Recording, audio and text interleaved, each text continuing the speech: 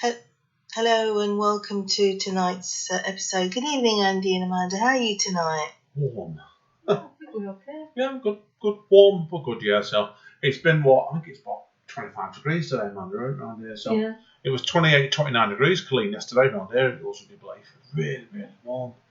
So, Yeah, but you have to remember you can't still go out and go to the beach or anything like that. You still have to stay indoors. yeah, I know. We don't have a beach. There's no beach around here, Colleen. There's no beaches around here. So, and I've got friends that live in Bournemouth, and I messaged up one of them the other night, telling me how crazy the beaches have been around there.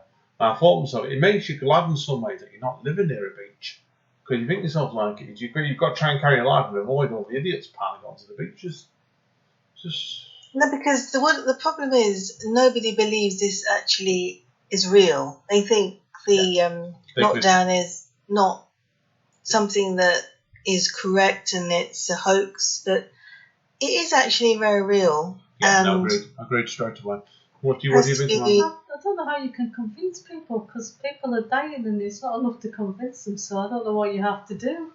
Yeah. So they're saying that the people who have gone, they would have gone anyway because of the normal flu and cough that we normally get throughout this year, especially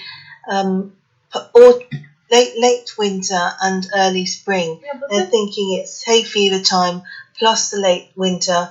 That's the flu. Then this is in addition to that, though, isn't it? This is in addition to the people that have died from flu. Yeah, it just seems very strange to me, Colleen. You've got the see no evil, hear no evil, speak no evil sort of scenario coming up, and I can't get my head around it at all, tells you. Like, it gets me is that what people aren't thinking about this whole thing is what damage you're doing to the body. Like, it's not the case of where, obviously, people are locked in and stuff, but I've seen so many statuses on Facebook, people saying, when the shop's open on the 15th, I want to go out and buy a completely new load of wardrobe. Because basically you've not looked after your body after 3 months off. Right? Well, I think for me the first month is like you're adapting to stuff. If you're not going out working and you don't have work to do, you just end up eating a lot to try and cope with all the changes that are happening. Yeah, it's binging, yeah. So you said before, Colleen, you've worked fiddle straight through it, haven't you? So, like in your case, your diet's probably not changed at all, really, has it? So, not really. No, I haven't put on weight because when you're out there with with this situation, you have to be so alert. You just can't just go walking from here to there and find that you're not abiding by the 2-meter rule. You've just got to do so many things when you're out there, and even when you're with colleagues, you just got to be so very aware, and you're having to deal with this, that, and the other. Yeah, getting completely all different types. You have to have eyes in the back of your head at the moment, honestly. It's not going to go anywhere in central. It just seems like it's like I was here, but we talked before, Clay, we were just off mic. Like we've got one of the biggest IKEAs in the area in Ashton. There where me and Amanda live, and that opened up this morning. I've been shut for 3 months, and it was like I showed Amanda the picture, and I'll send it to you locally, where they looked at it. It was 10 o'clock, there have been people stood there since 5 o'clock this morning. 5 hours queuing up to get into a shop like that. But basically, for items that they've probably got to hung on for them. You can't need furniture that badly that you'd be queuing up at 5 o'clock in the morning, risking getting infected. Yeah. Exactly. And I'm thinking of the buses and transport more than anything else. I mean, how can anyone be thinking of furniture at this time? Yeah, no, I agree. This time there will be prices. I reckon a lot of them, Colleen, that went to IKEA today, to be honest with you. As manager, I suspect personally they went both by car. Because I've not seen the buses recently, of course. Like it was you've been telling me, Mandela, haven't you? You've been out and seen them. Like the buses have been very, very quiet around here, haven't they? Yeah. Nobody on them. But obviously, like I said, there's more things open up today. Then obviously we've got the big one in 2 weeks' time. When all non-essential shops open, that's just going to be absolute carnage. Because we've got like on the back of us, Colleen, the retail park, and you told me it's been really quiet, hasn't it, past couple of months? It started getting a bit busier when I was there Saturday. Yeah, Said it was like, that's what I did for today. It's going to be absolute bedlam in the shops and stuff because I'm just starting to go back out again now, of course. Like, I've been locked down for 3 months. But, like, it's, when you go into all I've been is the new days just really mad around there, so 2 or 3 new jobs on the corner, so they're very quiet. But, Colleen, didn't tell you as well, did I? We had our first Chinese chippy last Thursday. Oh, that's nice. What did you have? Fish and chips or saveloy? Yeah. Did you have the saveloy? I had fish and chips. I had pie and chips. There's one up around the corner from us that opened up to my family, and you went Amanda over for a water trip, Amanda, didn't you? No, got a lift. Yeah. Got a lift there because somebody else we knew was going there. And I tell you, I kid you not, anybody I think you like little naughty treats. When it gets taken away from you, you feel weird. Like, it was a good value, Colleen, actually was, because what did it cost you, your fish and chips? $4.20? $4.70. $4.70, Colleen, and £3 for a cheese and onion pie and chips.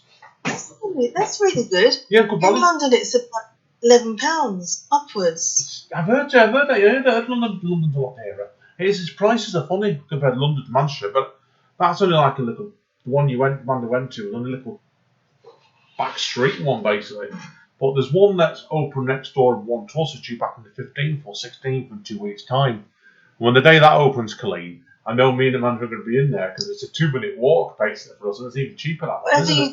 Whatever you do, don't go down back streets because I know somebody who did, and it was near fatal. Don't go down back streets at all. You just have to keep on the high street. Well, let me rephrase that. Actually, it's not quite a back street. It wasn't. It was a road that's just off the main road, basically. So I call it it's a side street. I go down side roads, I prefer, because the main road is like there's too many people and there's nowhere to go to get away from them. Yeah. So what we're on, Colleen, and this is what problem we've got where me and Amanda live is, we actually live on the main road, main 8. It's not quite an A1 road, but it's the next stage down. And every time if I'm going to start going out now, and I start going to shop stuff with Amanda, we can't go down that main road because the roads are very narrow. And we're trying to avoid people, and you can't do it. There's too many people going up and down them. So what we've had to do is we've had to go down and we leave our flat, we do a left, then go down another fairly big road at the back of us. It's a lot quieter, and we don't see people down there. It's just people at the moment are having to adjust the ways they walk to places around here to try and get the social distance. It's crazy, absolute bedlam, to be honest to God. So, but it is what it is, as I would say. So. That why. So, but no, guys, as I said, chip shops and takeaways are starting to open, so we're happy. And also, buses are starting to they're starting to charge now for fares. Yeah. You mentioned before, didn't you? I've not checked up in Manchester, but if it's in London, it's very likely to be up here the same as well. So that's why. So it's going to be interesting to see how busy they get next couple of weeks now. So and. Be interested to see when me and Amanda next get on the bus. Not for a long time. It may be a while before I go on one because I always get a bus and a train down to work in it. But I said I'm working from home now, and it's going to be quite some time before I'm able to go back to the office. I suspect. So we'll see. All should be revealed. You can't social distance on the bus, and you don't know where all the people have been because you don't know them. Yeah, I was going to ask you, Colleen. And obviously you've been getting the bus pass then. Usually your bus was busy. Up round here, it was talking about letting, I'm not saying it's formally confirmed, letting no more than 15 people on a bus at once. I can always call 90. How busy have your buses been? I've been quite busy. It's more than 15 on the buses in London. But today it was quite busy. I think there's like at least about 1, 2, 3, 4, about 6 people downstairs. 6. Tell me about it. Yeah, I know. I've read a report. There was a report on the other week, and I've not seen anything else up on this, where one of the buses that came from the student village and was passed to one of the main hospitals in Manchester, it got up, and I saw pictures of it basically where people were shoulder to shoulder on the bus. And I thought to myself, the bus driver should have had some sense of not letting more people when you get to that stage. I find it staggering, absolutely find it staggering sometimes. Like I said, but it makes you glad, Colleen, where we are. We're a bit further out. Not much further out, but a bit further out. So we can probably avoid people, like I said, with some of our situation, our lives are. But it's still not good. By any stretch of thought, so. Well, I don't know what I don't know what the system's going to be doing now then in regards to how they're going to organise how things are on the buses. So I don't know what's going to happen now, because they can't have 6 people on the bus, 6 commuters on the bus now. They should be having like 4. Yeah, I agree. I don't know. No, I agree. I agree with you. And we had there was a report went round on Manchester last week, actually, back in the last week, on some major criticism. Have you heard of that? We've got like a light railway system called the Metrolink. And it's like our equivalent of the Underground. It's like It's a tram. It's a tram, basically. That would have been easier to say. Yeah, tram or metro, they call it. And they meant to be getting extra cleaning put on it, the managers. And one of the cleaners has just quit. Has gone and done a quite damning article, they're saying.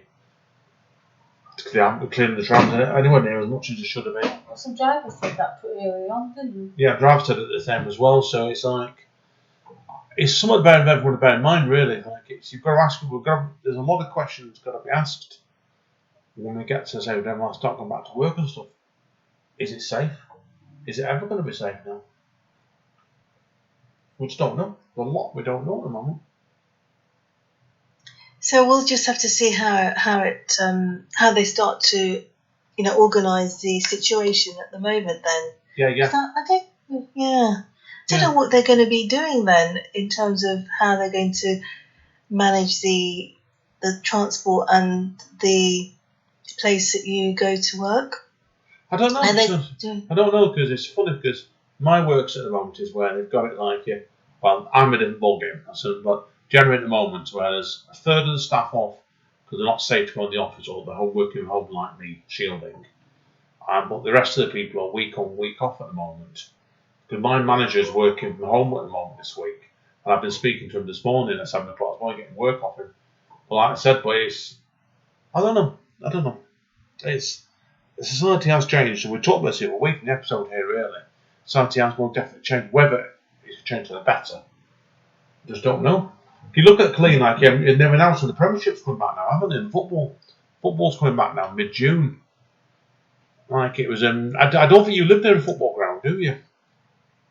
Yeah, I live quite near a few football grounds. So there's one just not far away. Then there's one in another, borough not too far away. And no, wherever you go, there's quite a few. Yeah. So the talk at the moment, this is what's going to be interesting for the traffic, for anybody this. Obviously, football matches, when they come back, they won't be allowed. They've obviously been playing in front of crowds now, behind closed doors for a while. But you're going to find that people are want to go down to support the club, get outside as much as they can. And then it's like, what happens to the traffic around there? So, I don't know. It's interesting, so we'll see. So, but it's again, times are changing, and I'm not sure. We'll see. There's a lot at the moment. I think we're in a stage where the 3 of us have mentioned before that we've got concerns whether we're going to get another round of the virus blowing up. So, I think at the moment, they still said that this morning on BBC News that we're still at stage 4 of the virus. It's not gone down to stage 3, despite the fact we're coming out of lockdown. And I thought to myself, but really? So let me ask a pair of you then, obviously, I can't really comment on this, but do you think we're coming out of the lockdown for financial reasons or health for the people? I think financial. Yeah, me too. I think it's financial, which is not the best I think approach. So.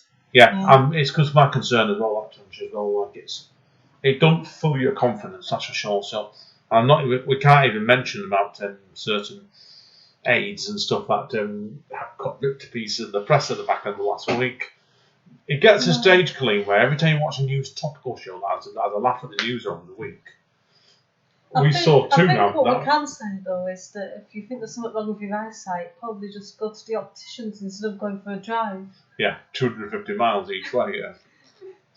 Said so. But anyway, it is what it is. So.